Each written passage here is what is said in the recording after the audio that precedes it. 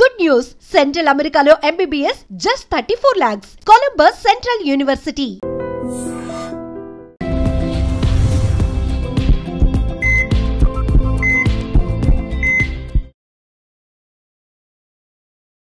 నమస్తే welcome back to IT media మన ఆయుర్వేదం ప్రోగ్రామ్కి అందరికీ స్వాగతం. సో ఈరోజు మనతో ఉన్నారు 35 ఏళ్లకు పైగా ఆయుర్వేద వైద్యంలో తనకంటూ ఆయుర్వేద వైద్యాన్ని అందిస్తూ ఒక చరిత్రను సృష్టించుకున్న చిట్టిబొట్ల మధుసూదన్ శర్మ గారు. సో సార్ని అడిగి వెయిట్ లాస్కి కొన్ని టిప్స్ తెలుసుకునే ప్రయత్నం చేద్దాము.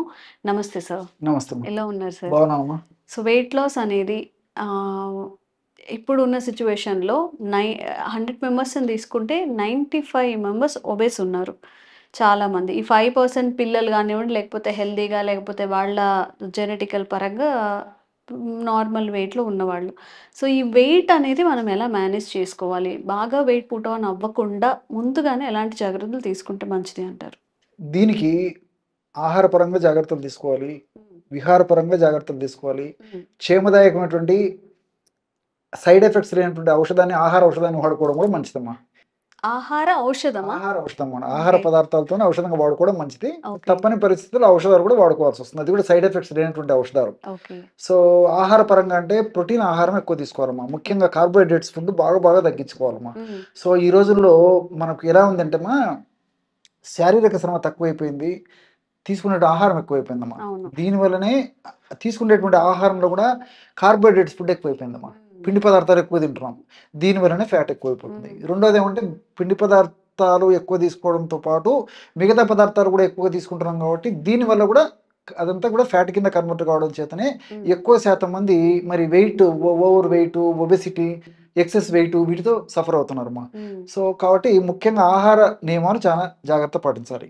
అసలు ఈ ఒబెసిటీ అనే అంటారమ్మా జనరల్. దీన్ని ఒక స్థాయికి వచ్చిన తర్వాత, వెయిట్ ఒక స్థాయి దాటిన తర్వాత ఒబెసిటీ అవుతుంది. అన్ని భాషలో ఓబ్ అంటే అతిగా, ఓసిస్ అంటే తినడం, ఎక్కువగా తినడం వల్ల వచ్చేటువంటి సమస్య కాబట్టి దీన్ని ఒబెసిటీ అంటారమ్మా.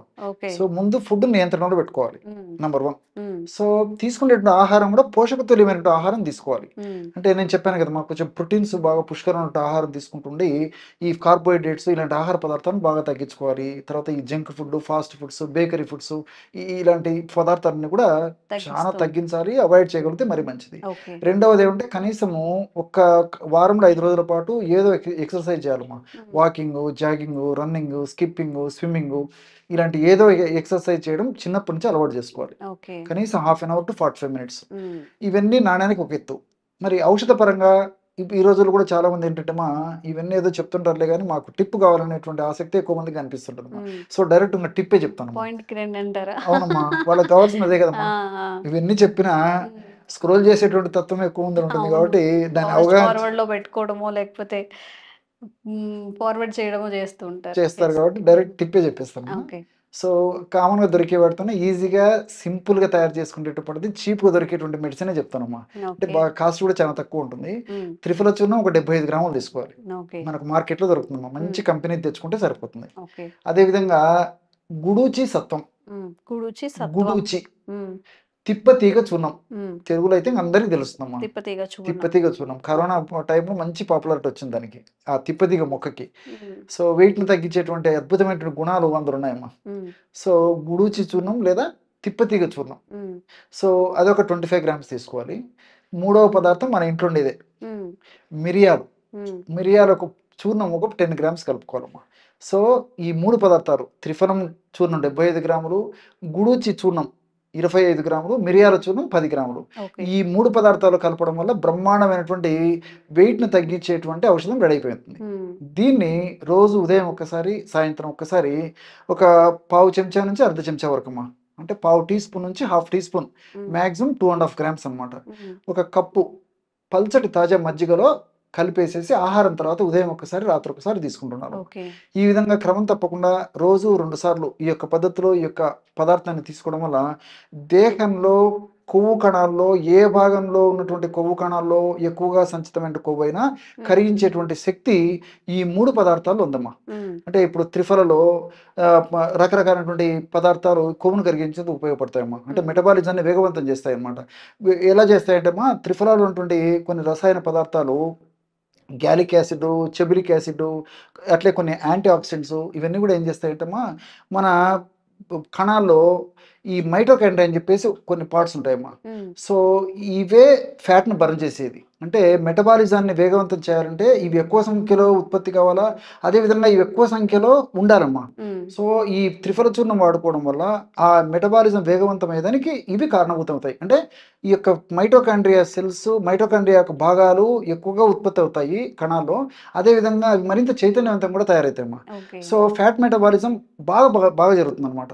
సో ఎప్పుడైతే ఫ్యాట్ మెటబాలిజం బాగా తీవ్రంగా వేగవంతంగా జరుగుతుందో దేహంలో కొవ్వు కణాల్లో ఏ భాగంలో కొవ్వు ఎక్కువగా సంచితమైనా ఆ కొవ్వు కరిగిపోతుంది. ఉహుం, సో ఈ గుడూచమ్మ తిప్పతీగలో అరబినో గెలాక్టన్స్, అదేవిధంగా ఐసోక్వినోలాన్స్ ఇలాంటి రసాయన పదార్థాలు ఉన్నాయమ్మా. ఇవన్నీ కూడా ప్రత్యక్షంగా పరోక్షంగా ఈ ఫ్యాట్ను కరిగించడానికి ఉపయోగపడమే కాకుండా ఈ వెయిట్ ఉన్నటువంటి వాళ్ళల్లో భవిష్యత్తులో ఎక్కువ శాతం మందిలో మరి కీళ్ళ నొప్పులు వచ్చేటువంటి పరిస్థితి, బీపీ వచ్చేటువంటి పరిస్థితి, షుగర్ వచ్చేటువంటి పరిస్థితి, హార్మోనల్ ఇంబ్యాలెన్సెస్ వచ్చేటువంటి పరిస్థితి, అదేవిధంగా కొలెస్ట్రాల్, చెడు కొలెస్ట్రాల్ పెరిగేటువంటి పరిస్థితి ఇవన్నీ ఉంటాయమ్మా. ఉమ్, సో ఈ గుడూచిని వాడుకోవడం వల్ల గుడూచిలో ఉంటుంటే అరబినో గెలాక్టాన్స్, అదేవిధంగా ఐసోక్వినోలాన్స్ అనేటువంటి రసాయన పదార్థాలు ఈ వెయిట్ను తగ్గించడమే కాకుండా ఈ ఈ యొక్క సమస్యలు రాకుండా కూడా కంట్రోల్ చేస్తాయమ్మా. ఓకే. సో మిరియాల ఉమ్, గుణం ఏమిటంటే ఈ మిరియాలు ఆకలిని తగ్గిస్తాయమ్మా. ఉమ్, సో సర్వసాధారణంగా వెయిట్ పెరిగే కొద్దీ ఆకలి ఎక్కువైపోతుంది. ఆకలి ఎక్కువ కొద్దీ ఆహారం ఎక్కువ తీసుకుంటాము. ఆహారం ఎక్కువ తీసుకుంటే కొద్దీ ఇదంతా మళ్ళీ ఫ్యాట్ కింద మారిపోతుంది. ఓకే. సో మిరియాలు ఇందులో కలపడం వల్ల ఏం జరుగుతుందంటమ్మా, ఆకలిని తగ్గిస్తాయి. ఉమ్, ఎప్పుడైతే ఆకలి తగ్గుతుందో ఆహారం తక్కువ తీసుకుంటాం. సో పోషకాంశాలతో కూడినటువంటి పోషకపూరితమైనటువంటి ఆహారం మనం చూసుకొని తీసుకోవడం వల్ల మరి లిమిటెడ్గా ఆహారం తీసుకున్నప్పటికీ కడుపు నిండేటువంటి భావన కలుగుతుంది. కాబట్టి మరి ఆ ఫ్యాట్ క్రమక్రమంగా కరిగిపోతున్నాం. ఆహారం మనం తక్కువ తీసుకోవడం వల్ల కూడా పరోక్షంగా ఈ యొక్క మిరియాలు ఉపయోగపడతాయి. అదేవిధంగా అంతేకాకుండా మిరియాలు ఉన్నటువంటి ఈ పెప్పరిన్ అనేటువంటి రసాయన పదార్థము ఈ ఫ్యాట్ మెటబాలిజానికి, అదేవిధంగా మెటబాలిజాన్ని వేగవంతం చేసేందుకు కూడా ఉపయోగపడుతున్నాం. ఓకే. ఈ విధంగా మల్టిపుల్ బెనిఫిట్స్ ఉంటాయి. కాబట్టి మరి నేను చెప్పినటువంటి పద్ధతిలో ఈ యొక్క ఔషధాన్ని తయారు చేసుకుని వాడుకోవడం వల్ల క్షేమదాయకంగా పనిచేస్తుంది. సైడ్ బెనిఫిట్స్ ఉంటాయి, సైడ్ ఎఫెక్ట్స్ ఉండవు. అందరూ వాడుకోవచ్చు. దీర్ఘకాలం పాటు వాడినప్పటికీ ఎలాంటి ఇబ్బంది ఉండదమ్మా. అన్ని మల్టిపుల్ బెనిఫిట్స్ ఉంటాయి. ఓకే. సో ఎవరైనా వెయిట్ లాస్‌కి ప్లాన్ చేసుకుంటున్నట్లయితే సార్ ఏదైతే మెన్షన్ చేశారో అవన్నీ కూడా పాటించండి. అండ్ అంటే 1 డేలో రిజల్ట్ రావాలి, ఓవర్ నైట్‌లో తగ్గాలని కూడా అనుకోకూడదు. మనం ఇలాంటివన్నీ 6 మంత్స్ కానీ 1 ఇయర్ కానీ పాటించాలి. అప్పుడే మనకి కరెక్ట్ రిజల్ట్స్ వస్తూ ఉంటాయి. అండ్ మీకు కూడా ఇంకెలాంటి హెల్త్‌కి సంబంధించిన డౌట్స్ ఉన్నా కూడా కామెంట్స్ చేయండి. తప్పకుండా క్లారిఫై ఇచ్చే ప్రయత్నం చేస్తాం. Thank you sir. నమస్తే.